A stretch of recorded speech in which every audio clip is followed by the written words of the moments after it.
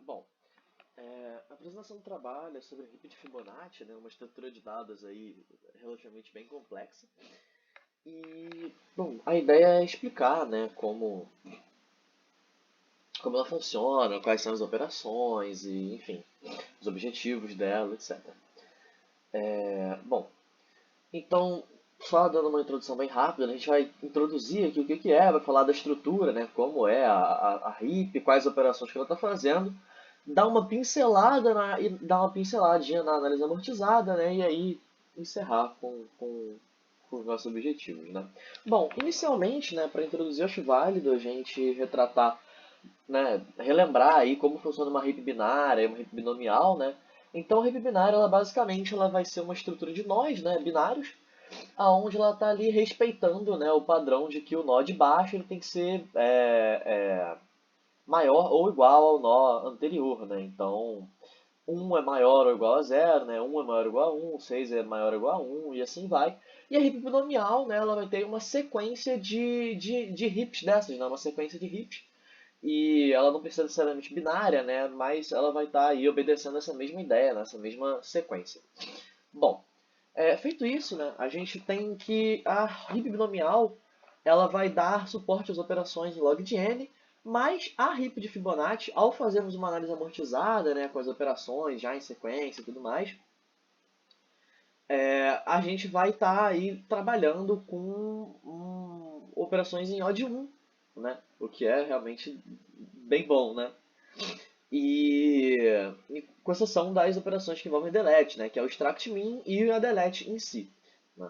Bom, e é importante ver também aqui, né, como que ela realmente ela está se comportando melhor até do que que a heap binária e tal, né? Você vai ver que para fazer a heap em si é bem simples, mas para fazer as inserções, ela faz inserção direto, para achar o valor mínimo, né, para fazer merges também é direto, então ela tem aí um tempo, né, um suporte de tempo de operação interessante. Bom, e aqui a gente dá uma adiantada, né, nas aplicações. Então, a heap de Fibonacci, ela se aplica bem, né, onde você tem um número baixo de extrações e deleções, né. Então, quando você tem as outras operações em número maior, né, as operações que ela funciona bem, e as operações que ela está ali em log de n, como extração e deleção, ela vai para baixo, né. Isso normalmente é utilizado em cálculo de árvore geradora mínima e a busca de menor caminhos a partir de uma origem, né. E ela é uma estrutura de dados, ela é pensada com análise amortizada, então ela não está pensada ali nos valores absolutos e tudo mais, ela está sendo pensada para ver sua eficiência nas análises amortizadas, né? Além disso, ela não foi feita para dar um suporte eficiente para operações de busca, né? Então, se for ver, ela não é nem estruturada para isso e tal, então não é o forte dela. Mas, como a gente vai ver, ela é uma estrutura realmente bem complexa, né? E enfim, como é dito aqui, ela acaba sendo pouco utilizada, né? Bom, o nome da heap de Fibonacci, ela vai se dar porque quando um nó ele tem x filhos, a subárvore dele vai ter ali x mais 2 nós. Então, só usando de exemplo a árvore anterior, né? Não é uma heap binária isso aqui, né? Mas quando esse nó aqui tem x filhos, então essa subárvore ela vai ter um valor equivalente ali à sequência de Fibonacci dois passos adiante dela, né? Então, no caso, se o nó ali ele vai ter um filho, aquela subárvore ela teria dois filhos, né? Então, um, dois, seria dois filhos. Então, botei aqui só para dar uma facilitada, né, como mensurar a sequência de Fibonacci em si, né? E, bom, como que é a estrutura da heap de Fibonacci? E, assim, tem muito texto aqui, mas logo após tem imagem para facilitar a explicação. Mas qual é a ideia, né? Cada nó, ele tem um ponteiro que aponta para o pai. Ele também tem um ponteiro que aponta para qualquer um dos filhos. Os filhos, eles são conectados numa lista circular, né? Então, eles vão estar ali, né, rodando a lista circular deles, né? Aqui, ó. Isso aqui é a lista circular, né? 18 aponta 52, aponta 38 e aponta para o 18, né? Então, assim como o 18 também aponta para o 38. Enfim, cada filho ele vai ter ponteiros apontando para a esquerda e para a direita, e quando ele estiver apontando para o mesmo ponteiro, né, é a mesma coisa. Então, essa lista ela vai né, essa lista aqui, né, a lista de árvores, a lista de raízes. Ela permite ali a exclusão, divisão de um nó, né, ou união de usão, em uma lista inteira, em O de um. As raízes dos hips, elas são mantidas numa lista circular duplamente ligada. Então, essa aqui é a lista de raízes, né? Esse 23, 7, 3, 17, 24 são a lista de raízes, isso aqui são os filhos, né? E eles vão se apontando e tudo mais. Bom, cada nó filho, ele também, cada nó X, ele é mantido o número de filhos, então você tem os graus, né, o degree dele, que marca a quantidade de filhos, e tem o mark de X, né, que indica se ele já perdeu algum filho desde que ele teve o seu ponteiro alterado. Além disso, né, existe a raiz da árvore, que é o mínimo, é o nó mínimo, né, que é esse 3 aqui no caso, né, o menor valor da heap, né, em raízes. Ele é a raiz da árvore, da heap inteira. E ela também tem um atributo que armazena o número de nós, né? E a ordem das listas aqui é aleatória, né? Então 23, 7, 3, 17, 24, você pode ver que não tem necessariamente uma ordem sendo bem estruturada aqui, né? Em termos das inserções. Bom, então tendo aí em mente como tá sendo essa estrutura, né? Então você vai ver que tem muitos ponteiros, o mesmo nó, ele está lidando com muitas coisas. Ele aponta ali para outra raiz, ele recebe de outra raiz, ele aponta para os filhos, ele recebe ponteiro dos filhos, as folhas, né, elas se apontam, né, tem a ideia do nil também. E, bom, vamos lá.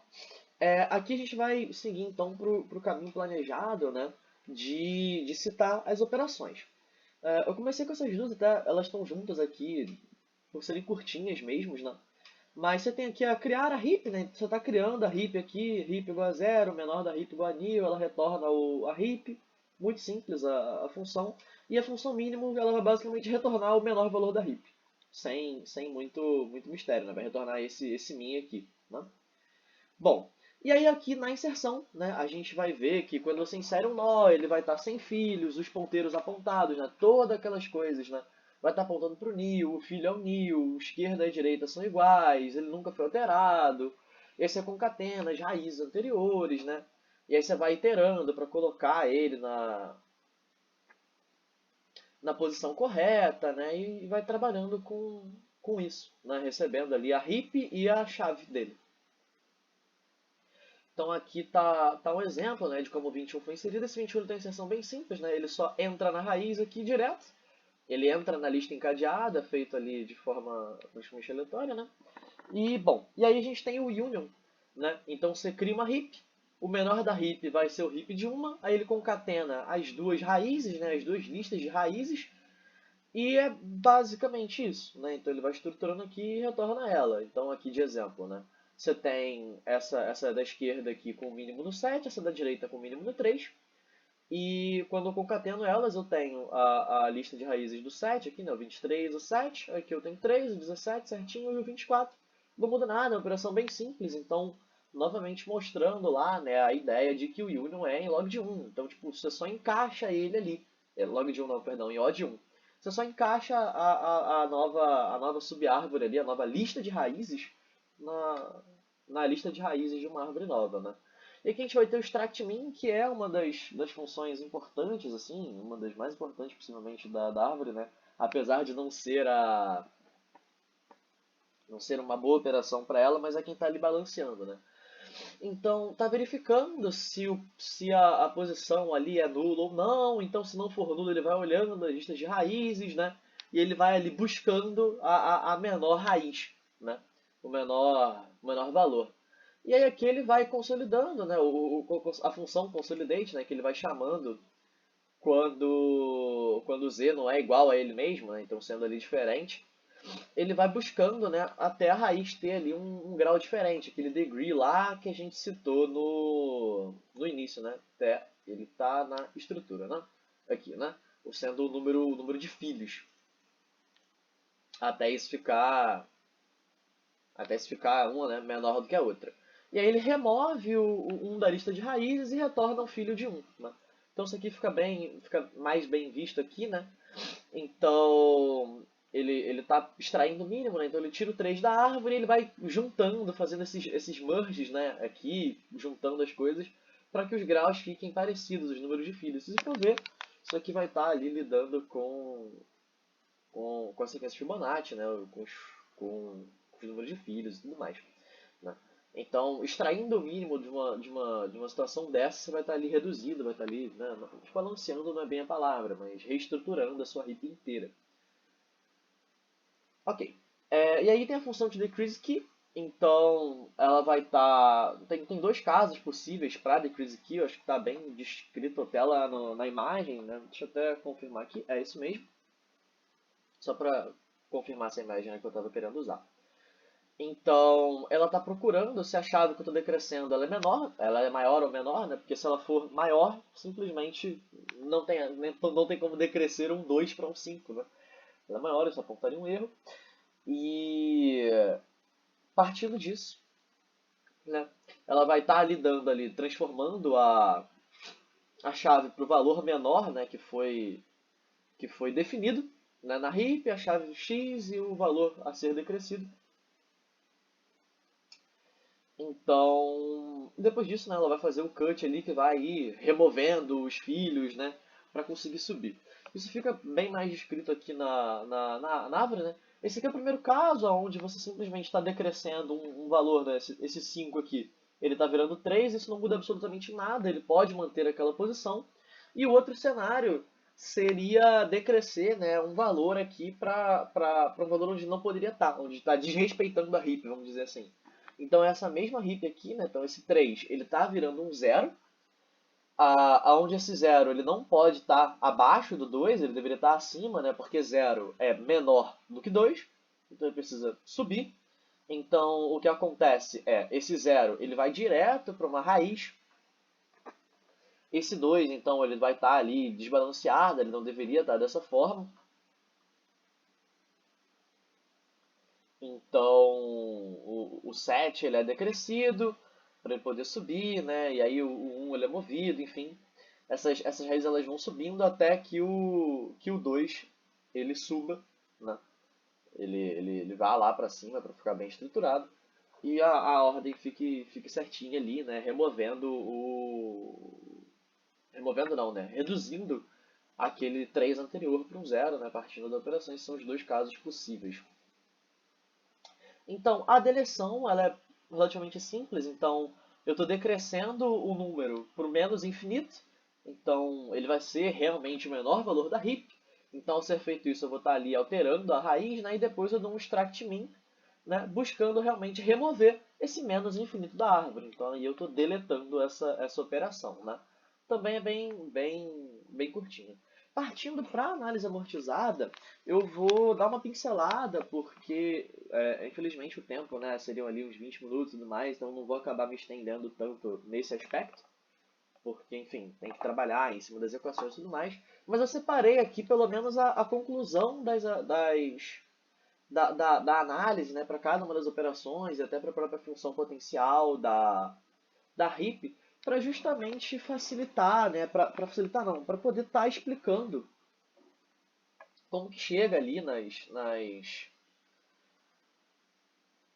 nos custos, né, nos tempos de execução.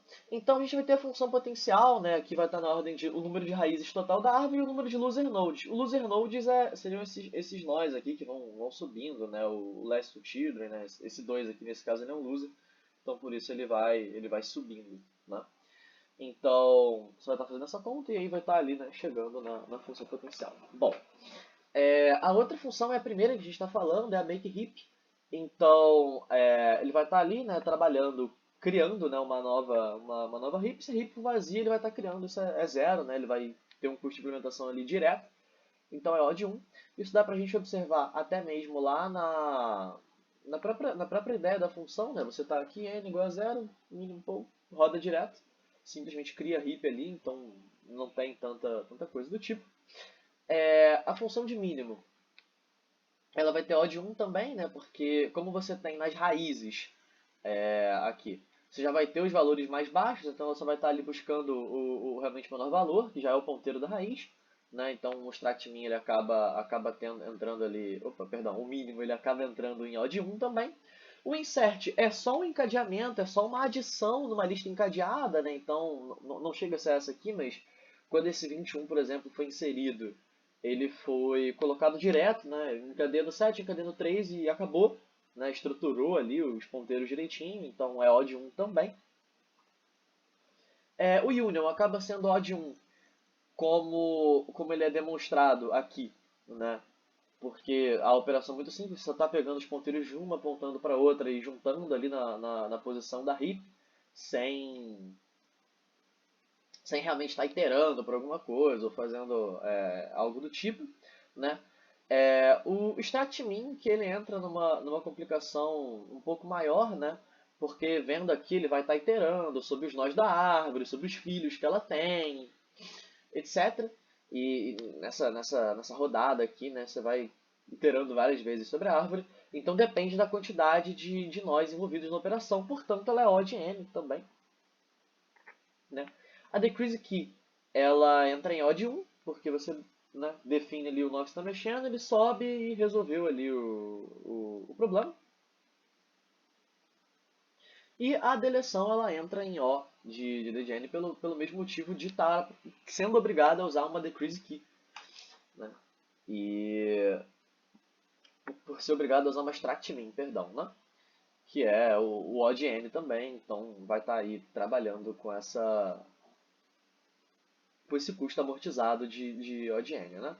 Então a gente pode concluir, né, a partir do que a gente mostrou aqui, que teoricamente a gente vai ter um extract min e um delete que vão ser as funções com custo mais alto, né, com odd n, e então elas não é uma boa árvore para fazer essa operação, né? E as aplicações dessa árvore, ela vai estar ali para fazer essas buscas e tudo mais, né? Como eu disse lá na introdução. E ela é pensada em análise amortizada, então todas as coisas que a gente está fazendo aqui, né, para verificar a funcionalidade delas é com análise amortizada. E como é perceptível, ela não tem ali um suporte bacana para um search, até porque as raízes ali elas vão ser aleatorizadas, quando você for descendo na heap isso não vai ser feito de forma eficiente, então ela não é bem feita para isso. Né? E como é perceptível pela quantidade de ponteiros que ela é trabalhada aqui, né? Essa quantidade de operações, a implementação dela é uma implementação complexa e e, e acaba aí não sendo vantajoso, né? Um outro ponto importante que eu gostaria de ressaltar antes de terminar a apresentação é que boa parte das imagens e da fonte em geral ela foi tirada de uma aula da Unicamp, né, onde eu vou colocar na descrição do vídeo, na entrega da tarefa mesmo, de onde eu estou tirando, de qual foi a minha fonte, né, especificamente para isso. E dito isso, acho que é o que eu queria dizer sobre a heap de Fibonacci, né? E é isso.